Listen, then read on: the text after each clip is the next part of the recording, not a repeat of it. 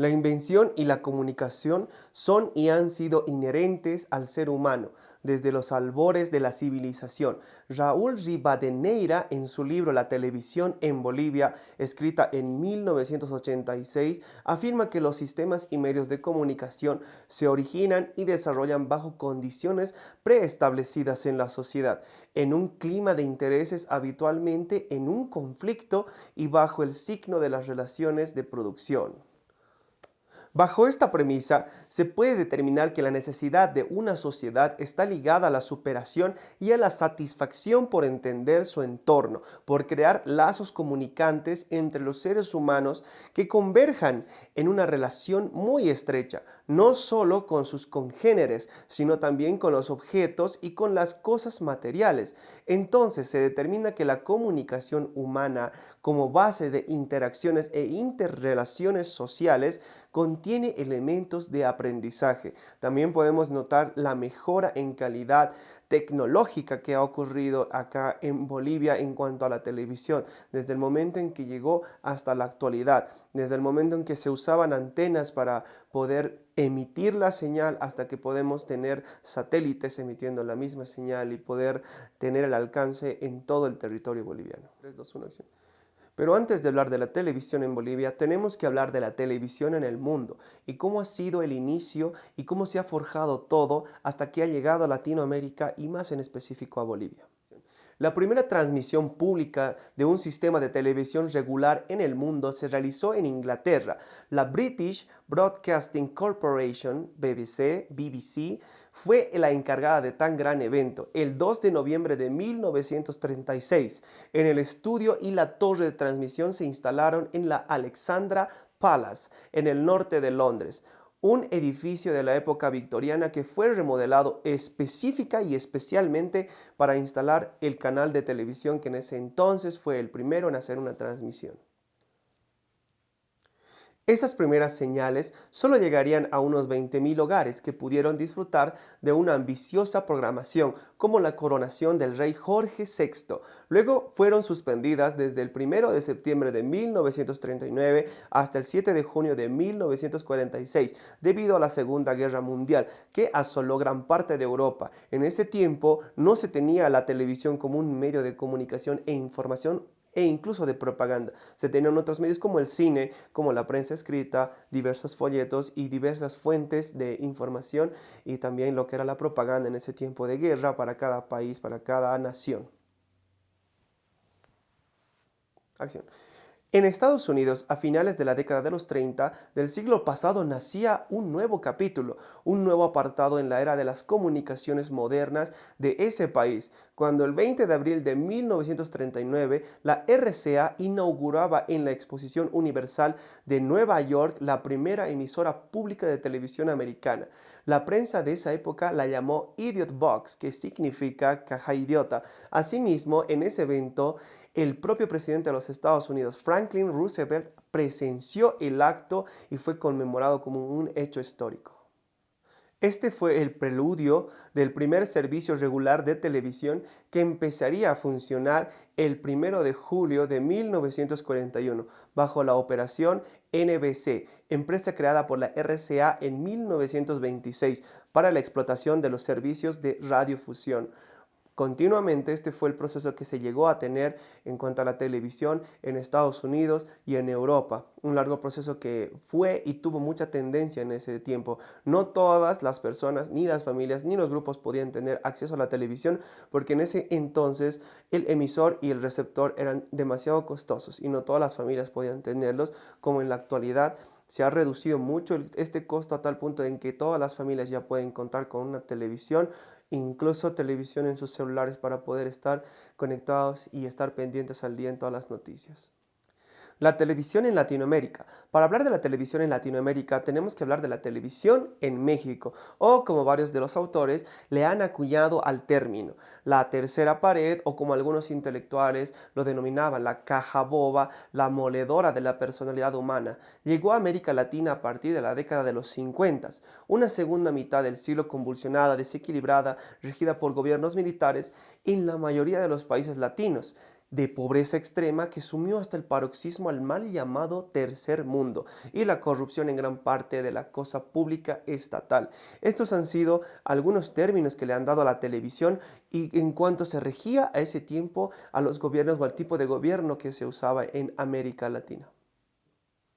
No obstante, en 1950, año en que Buñuel estrenaba Los Olvidados, estallaba la Guerra de Corea y el Papa VII promulgaba el dogma de la Asunción de María y llegaría a América Latina la televisión como tal, aunque nadie supiese de aquellos aparatos electrónicos que despedían imágenes con sonidos incorporados, hasta que movidos por la curiosidad vieron estallar este fenómeno en sus propios ojos a través de los cristales de los escaparates y los escapares o vitrales de comercios de las grandes ciudades de América Latina.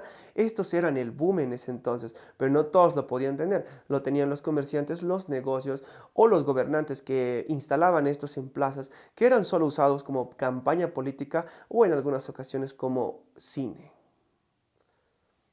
En 1950, México fue el primer país en Latinoamérica en acoger este nuevo medio de comunicación, además de ser la sexta nación a nivel mundial en disponer de la televisión. Le siguieron Brasil y Cuba. Bolivia fue la última nación sudamericana en contar con televisión, que es a lo que nos vamos a encontrar y entrar de nuevo.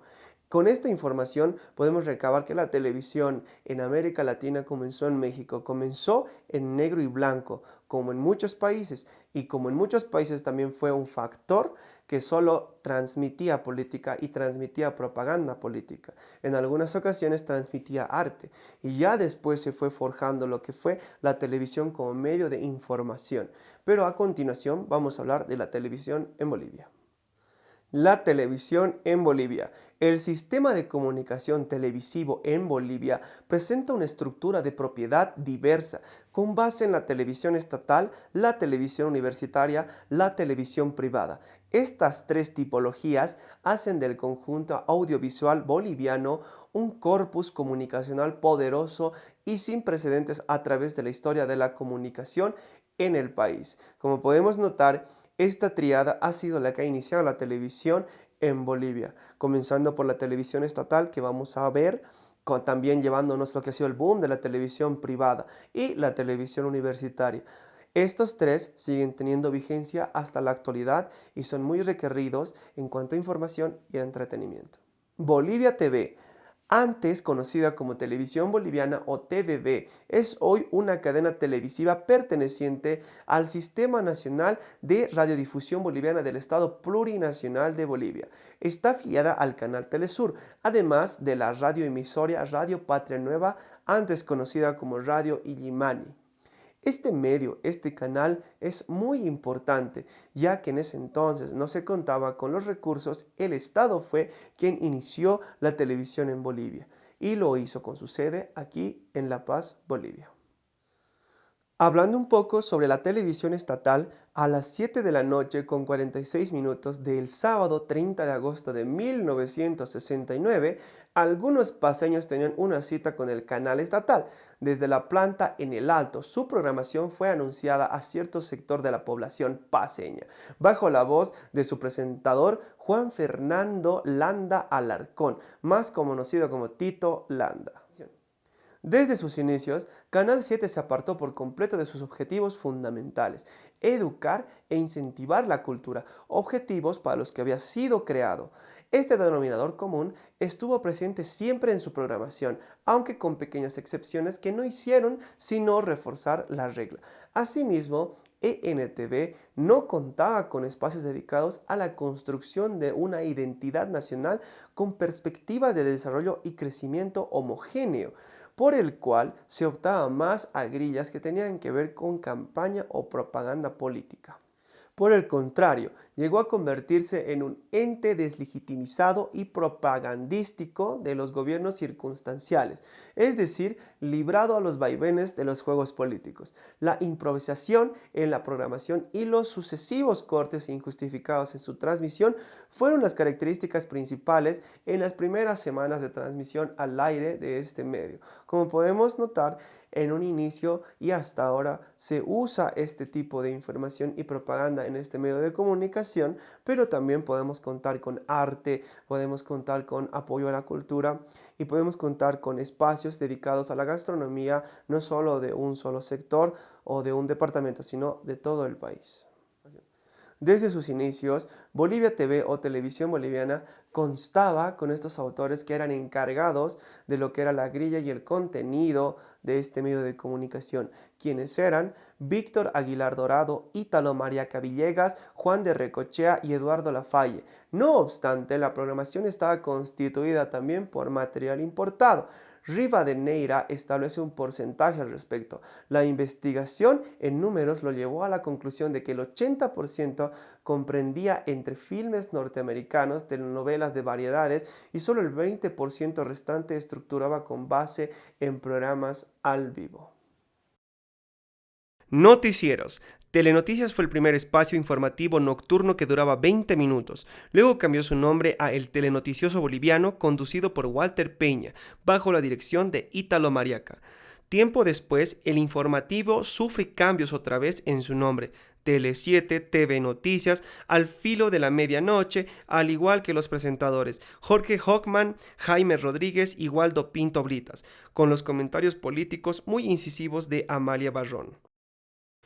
Deportes. El Deportivo 7 a cargo de Juan Carlos Costa Salmón y Mendel Urbach, que le dejan la posta a Arturo Siles, quien estuvo por varios años en la conducción del programa. Inicia su labor desde 1971 como un programa especializado y separado del noticiero central del canal. En 20 minutos se establecía toda la relación de hechos deportivos que se narraban con un lenguaje radiofónico, en especial el fútbol que presenta mayor relevancia. No podía faltar los programas infantiles. El abuelito Tino, conducido por Constantino Lozada Gómez, salía los lunes, miércoles y viernes a las 19:00 y por media hora. Logró subir el rating. Además, se emitía los domingos por la mañana. Sin duda alguna, fue uno de los espacios pioneros que permaneció por más de una década. 12 años en la televisión estatal. Debutaron en su show grandes personalidades que conforman hoy todo el acervo cultural del país.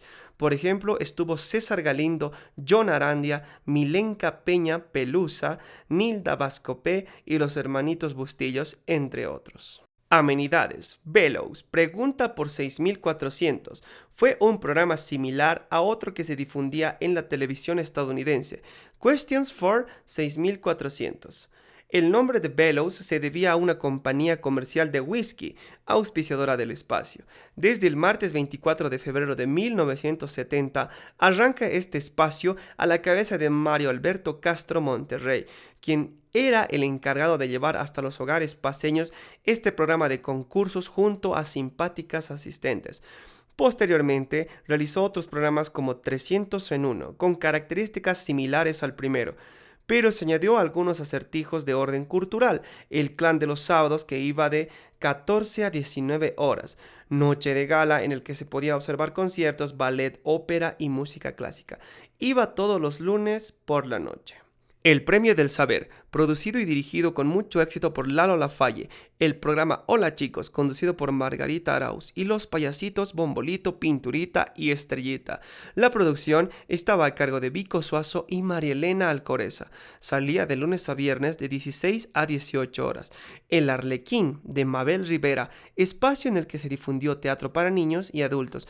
O Los Títeres, de Carol Mier y Enrique Prudencio.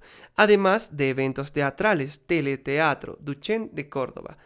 Programas políticos, el plan de emergencia, sobre la acción cívica de las Fuerzas Armadas. Espacios folclóricos o religiosos como la Telemisa Dominical. Al margen de este 20% de programación nacional, el canal estatal desde un comienzo se sobrecargó de enlatados procedentes de los Estados Unidos y de otros países. TVU en Bolivia. Los hechos más relevantes que marcaron la historia de la televisión universitaria en Bolivia guardan relación con una serie de eventos casi homogéneos en cada una de las estaciones televisivas de las diferentes casas de estudios superiores en el país. Una historia elaborada a pulso de circuitos cerrados en principio, apostando por la educación y la cultura, o viéndose enfrentados con los gobiernos de turno. Fueron, por decirlo menos, las páginas cotidianas de su diario vivir. No obstante, su desarrollo se debió más que todo a la persistencia de profesionales que apostaron por contar con estos medios de comunicación para satisfacer las necesidades existentes en cada una de las universidades públicas. En ese proceso, la televisión universitaria en Bolivia recibió en principio asesoramiento de una organización estadounidense a través del P-Burrent. Funcionó primero en circuito cerrado, sin excepción alguna. Luego elevó su señal para salir en canal abierto, según lo que establece su historia. Apareció en negro y blanco y posteriormente cambió al sistema en color, adaptándose a ese método, desde entonces para finalmente migrar a la televisión digital. Las 9 estaciones de televisión universitaria creadas en el periodo de 1973 al 2012 son las que a continuación se describen en detalle. Santa Cruz, Universidad Autónoma Gabriel René Moreno, 1973. Tarija, Universidad Juan Misael Saracho, 1976. Chuquisaca, Universidad San Francisco Javier, 1976. Beni, Universidad Técnica del Beni, 1977. Cochabamba, Universidad Mayor San Simón, 1978. Oruro, Universidad Técnica de Oruro, 1978. La Paz, Universidad Mayor de San Andrés, 1980. Potosí, Universidad Tomás Frías, 1981. Y Pando, Universidad Amazónica de Pando, 2012. La televisión privada. El 2 de febrero de 1984 aparece la primera estación de televisión privada en Bolivia, TVPV, con emisiones regulares, Canal 13, cruceña de televisión en Santa Cruz de la Sierra. Los responsables fueron 3. Ivo Mateo Kulgis Fuchner. El segundo involucrado en esta asociación fue Fernando Aguilera, de profesión técnico en comunicación, y el tercero fue Juan Carlos Cochamanidis. El 15 de abril de 1984 se inauguraba la segunda estación televisiva privada en el país, bajo el nombre de Richards Universal Telesat, Canal 5, en Santa Cruz, de los hermanos Roberto y Oliver Richards, además de Carlos Moyano. Básicamente difundió una programación de estaciones extranjeras sin ningún tipo de autorización. Entonces, el punto de inflexión se dio en La Paz, el 20 de octubre de 1984, con la salida al aire de Paceña de Televisión, Canal 9. La emisión ilegal tuvo sus responsables, el empresario minero Raúl Garafulic, quien se unió a los empresarios dueños de Telecine, Rolando y Gonzalo Chiape, y Juan Carlos Costa Salmón, propietario de Radio Nacional. Entre los 4 decidieron asumir un desafío al margen de la ley. Más tarde los Chiape resuelven separarse para asociarse con Miguel Dueri y entrar y crear Canal 5. Los canales privados comenzaron pues a operar con gran precariedad, instalados sin pagar derechos por el uso del espectro, sin dar cuentas a nadie y amparados en una débil resolución administrativa del Ministerio de Transportes. Funcionaban en casas o departamentos de edificios improvisados como estudios, como insuficientes medios técnicos y apelando a la emisión irregular de una programación adquirida ilegalmente. Con el transcurso del tiempo, los canales de televisión privados fueron creciendo exponencialmente hasta confirmar en muchos casos las redes televisivas actualmente. Bolivia tiene saturado el espectro magnético, lo que hace imposible más asignaciones de frecuencias. En total existen 637 canales en todo el territorio nacional. Por ello, se optó migrar a la televisión digital, básicamente porque ofrece más alternativas en cuanto al uso del espectro electromagnético, que por supuesto veremos más adelante que merece un estudio pormenorizado. La televisión digital. La presencia de la TV digital terrestre en Bolivia fue un acontecimiento que cobró mucha importancia y que además afectó a la estructura de la comunicación en sí misma, ya que obligó al cambio en el equipamiento de producción y emisión y al cambio de los aparatos televisivos en la recepción por parte de la audiencia. Asimismo, provocó cambios en el andamiaje teórico de comprensión de la televisión. en las formas narrativas televisivas, en la estructuración de la programación presionada por la multiprogramación y en el estudio de las audiencias en su relación con los contenidos digitales interactivos. Por eso, la ATT trabajó de manera conjunta con el Viceministerio de Telecomunicaciones, dependiente del Ministerio de Obras Públicas, Servicios y Vivienda. El Plan de Implementación de Televisión Digital Terrestre, aprobado mediante Decreto Supremo 3152 del 19 de abril del 2017, cuyo objetivo fue implementar la televisión digital terrestre en Bolivia. Bolivia TV fue el primer canal en experimentar la TV digital en el país, de acuerdo con el Decreto Supremo 0819, promulgado en fecha 16 de marzo del 2011. Se adoptó para fines técnicos el sistema estándar ISDB-T, Integrated Service Digital Broadcasting Terrestrial, con codificación H.264, MPEG-4. En ese marco, su implementación como sistema para transmisión y recepción de televisión digital terrestre en el Estado Plurinacional de Bolivia ya era un hecho concreto. Conclusiones. Son 50 años de la aparición de la televisión en Bolivia, un sistema audiovisual que nació bajo el signo de la dictadura y continuó siendo presa fácil de los gobiernos de turno. A partir de ese momento se convirtió en un apéndice instrumental de las organizaciones políticas que detentaron el poder, razón por la que no se vislumbró ese servicio público tan añorado. Tampoco se desarrollaron políticas educativas y o culturales, sino por lo contrario, primó la propaganda gubernamental con escasos atisbos de emprender una nueva faceta que beneficie a la sociedad en un conjunto y en su conjunto. La televisión universitaria y privada se perdieron en lo comercial, impregnando su programación de banalidad y superficialidad, a tal extremo que vendieron al mejor postor aquellos objetivos altruistas por los cuales habían sido creados.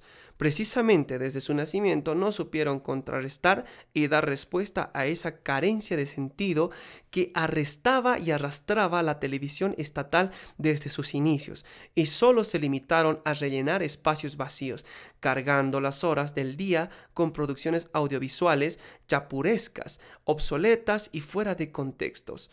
El desarrollo ulterior de una programación incipiente continuó atiborrando las pantallas televisivas con un lenguaje audiovisual que hablaba otro idioma, pero que sin lugar a dudas era más alineante día a día, lo que llevó a una sociedad como la nuestra al paroxismo de la transculturalización. Dicho de otro modo, fue una invasión pasiva pero efectiva que hizo de la mente del televidente boliviano una mente dócil, incapaz de despegar los ojos del televisor y mucho menos razonar por sí sola.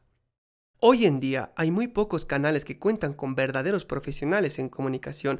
La planilla está compuesta por empresarios en otros rubros, profesionales en otras áreas diferentes y ajenas a la televisión, modelos recién bajadas de las pasarelas, gente de radio que por tener un micrófono en vez de voz es contratada sin remilgos, youtubers practicando el ridículo, adolescentes que hacen un desestablecer trabajando frente a las pantallas y en otros especímenes variopintos que no poseen la más peregrina idea de qué es hacer televisión, pero en serio. Los programas independientes, entre otras cosas, rellenan los espacios para abaratar los costos y sacar algún rédito económico. Son espacios que no guardan un mínimo de coherencia y buen trabajo en la producción de los mismos.